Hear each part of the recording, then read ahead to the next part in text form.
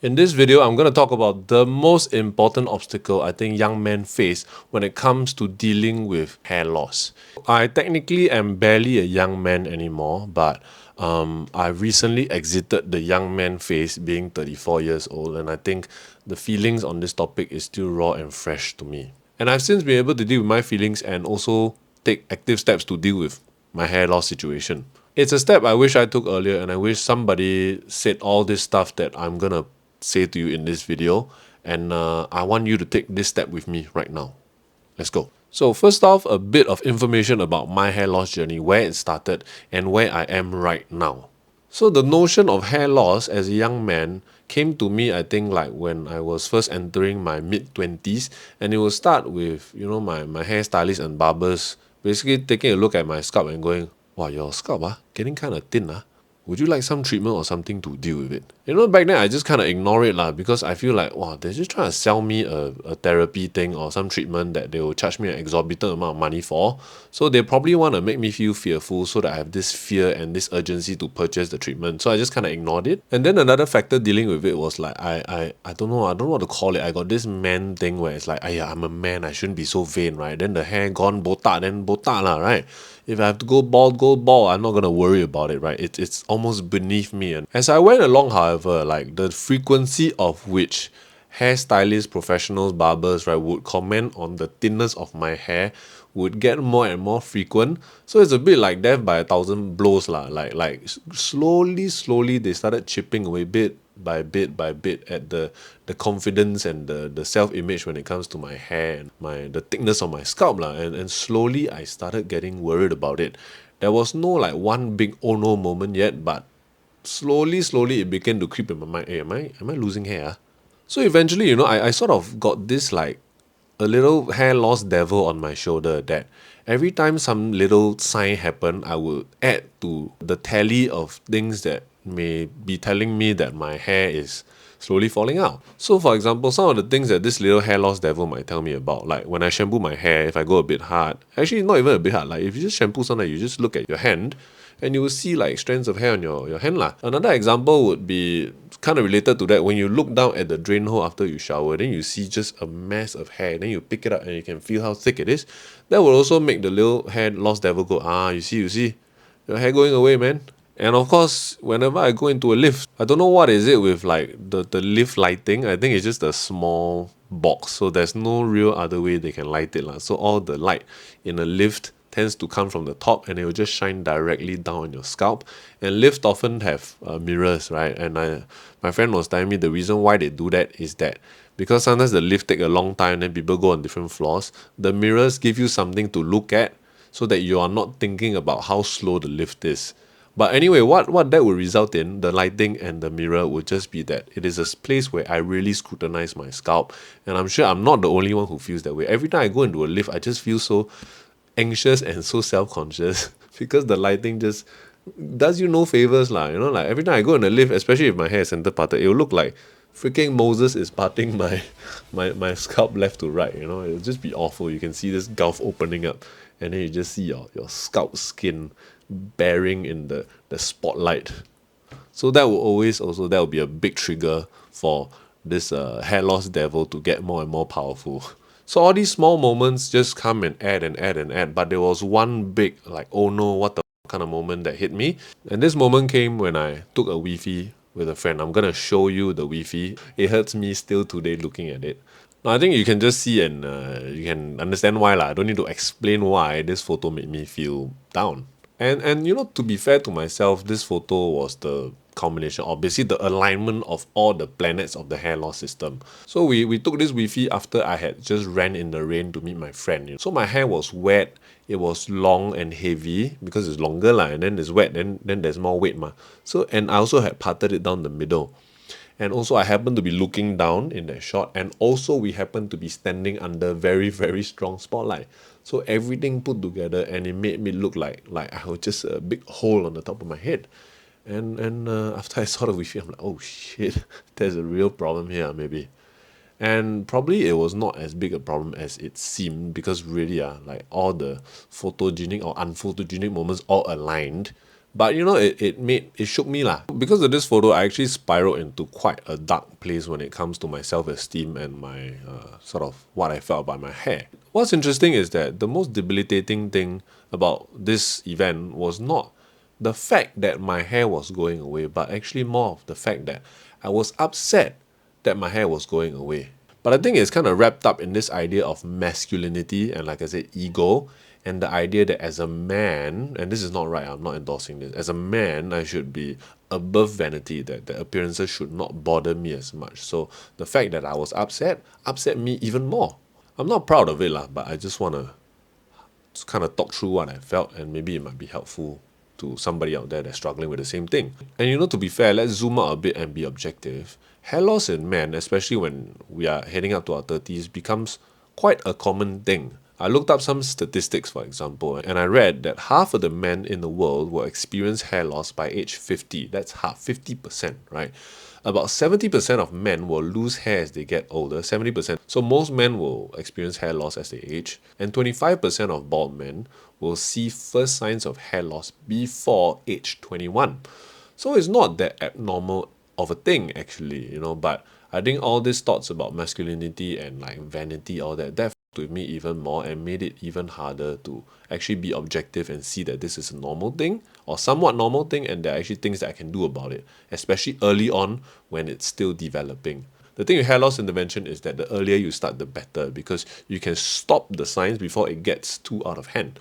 Because of this, I felt like I was not just losing hair, but I was also losing grip on who I was as a man, if that makes any sense. I'm a bit ashamed to say it, but I like to be honest with how I felt.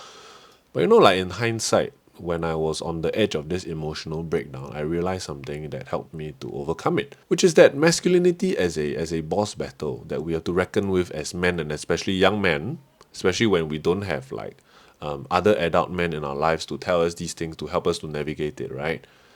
Is that masculinity is a very, very common boss that will appear to fight us. It is something that we would think is on our side, but sometimes it's not, because our perception of it, especially when we don't have a good older male mentor, it can really be damn warped if we just let it go awry in our heads and make us feel like shit about something we're not supposed to feel like shit about. In this case, hair loss, which is supposedly statistically a somewhat normal thing for men as we age.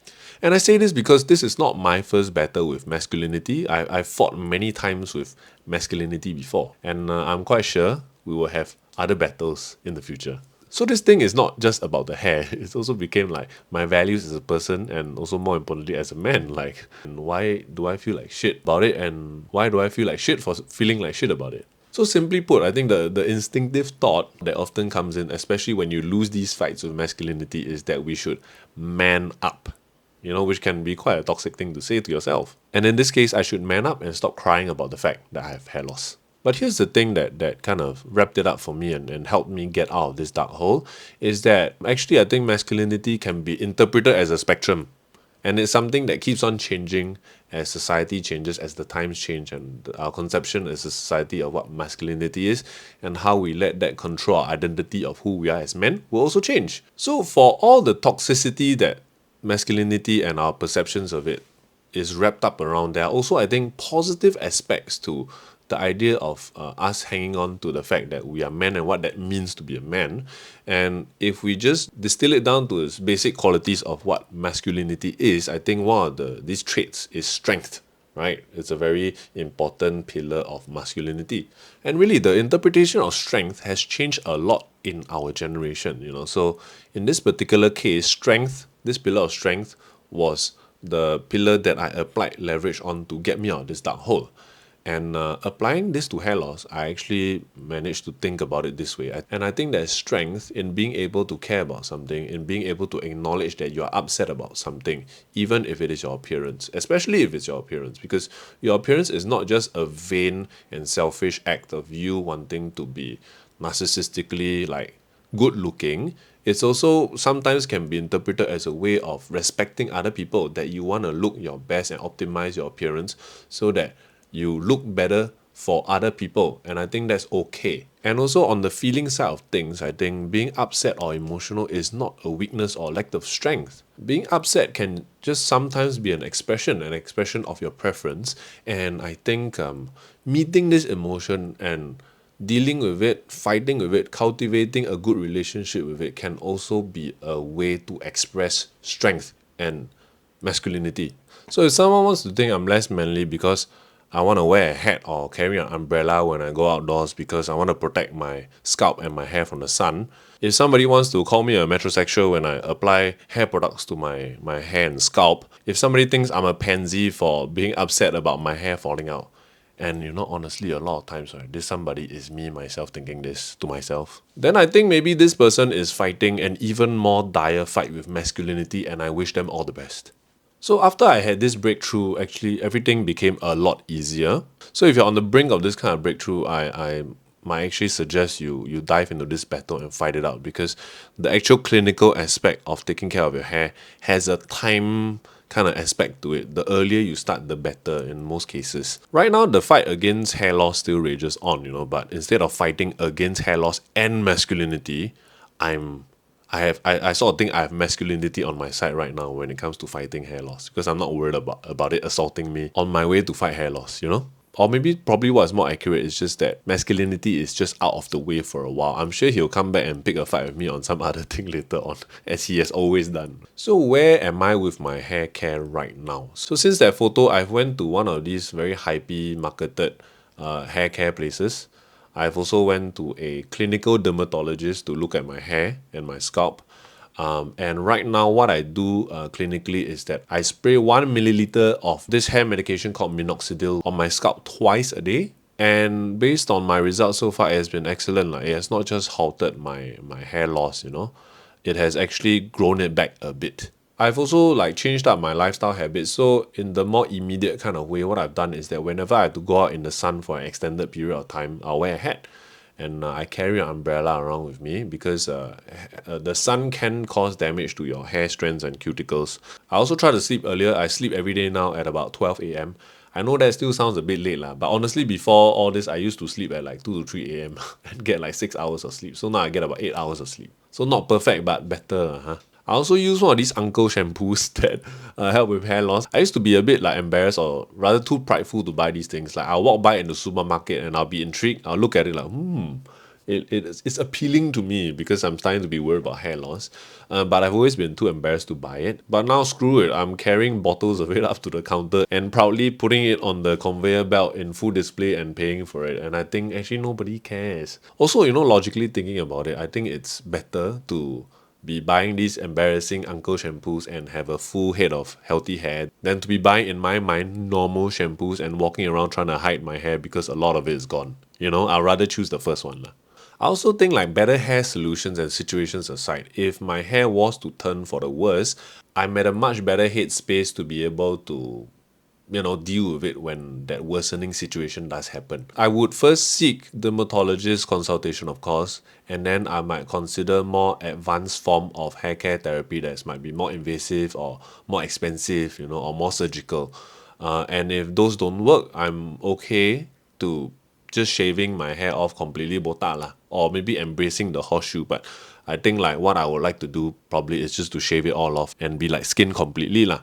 And also when it comes to talking about this stuff, there's actually a very healthy community. I think from my end, I've gone to Reddit and YouTube, and YouTube has a whole bunch of really good people that you can watch when it comes to hair loss and stuff. One that I really recommend you start with is Travis White.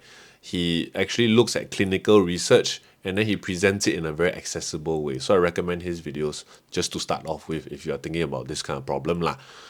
On Reddit also, because it's anonymous, there are a lot of people talking about their journeys in very transparent ways that can be very empowering and very inspiring to know that you're not alone in this. You're really not. And if you got this far in the video, it means you probably have this problem for real lah, and you're a young man. And in that case, I'd like to give you a quick starter kind of guide on how to approach these things and what are roughly the options that will be available to you. So of course, number one, I would say just embrace the ego damage and embrace the fact that you're worried and be okay with the fact that you're upset about your hair falling out and know that it's actually statistically normal. But also consider that there are also things that you can do about it because you're probably still young. You're probably younger than me, right? So as a start, I think the best thing you can do is to actually consult a clinical dermatologist. I say clinical dermatologist because I think it's more advisable to avoid this kind of very hypey and very marketed hair loss centers that spend a lot of their money on advertising, and then they show you all kind of fancy kind of treatments like rollers and lasers. Not saying that stuff doesn't work, but clinically from what I've read, I feel like there's only those few things that work. So a clinical dermatologist that doesn't have very fancy marketing is probably your best bet to start with, to really get a sense of the situation, to know where you are on this Norwood scale thing that has all type of pattern and variations of botakness or baldness that you can look at. And that will help you sort of see where you are and sort of get a clinical advice on maybe some steps that you can proceed with.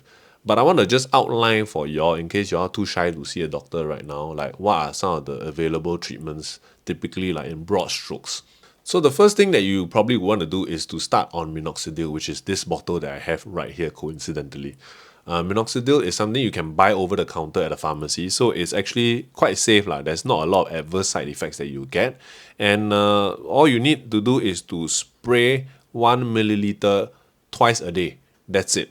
And it's very easy to do. The habit is a bit hard to build, and you also need quite a while to see the results. So you have to be patient and you have to be diligent, but it has worked well for me so far. If that doesn't work, the next level of sort of like escalation is probably Finasteride. Finasteride, I think usually is taken like a pill. The thing with Finasteride is that it has some side effects, one of which is quite alarming, like erectile dysfunction. And from the clinical research that I've seen so far, a small percentage, I think like 5%, will get erectile dysfunction. And the scary thing is that erectile dysfunction might not go away even if you stop the medication. So that's why I have not kind of done that yet. So if you want to move on to Finasteride, I think that is something you might have to talk to with your partner. So Minoxidil is great because you can just start on it and try at a very low risk. And I think the third level of escalation is the more expensive and more invasive one, and this is hair transplant. Hair transplant is something where they surgically take individually, like follicle by follicle, they take hairs from other parts of your head, typically the side and the back, and then they put at the places where it falls out, like usually the top, the crown area. So this is something that definitely works because you are literally taking the hair follicle and putting it on top. So it will work. Sometimes it requires multiple operations though to get that density, and also it is quite expensive. So this is something I also have not done yet, but I would not mind considering that option if Minoxidil and maybe Finasteride doesn't work for me. So these are just basically the broad strokes clinically that I've seen and read about. And typically, I went to hair care centers and they recommended me all kind of different fancy solutions. And I did do some, but I felt like it was a bit weird, the business model, because it seems to be based on the fact that they want me to keep coming back. The clinical side of things, when I went to one that was not marketed very heavily, had that aspect as well. But it seems more like when you ask them about actually clinically what works, they are a lot more forthcoming and say, honestly, we also provide derma needle rollers and laser solutions and light and stuff like that. But frankly speaking, the clinical stuff that is proven is Minoxidil, Finasteride, and also hair transplant. So I like that degree of honesty at least, and then there's also that option, I think, in a lot of them, if you want to actually try some of the other fancy treatments.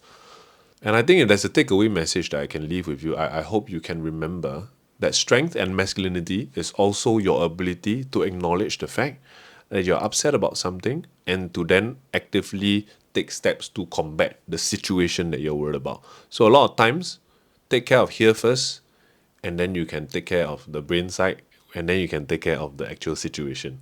So you've got this.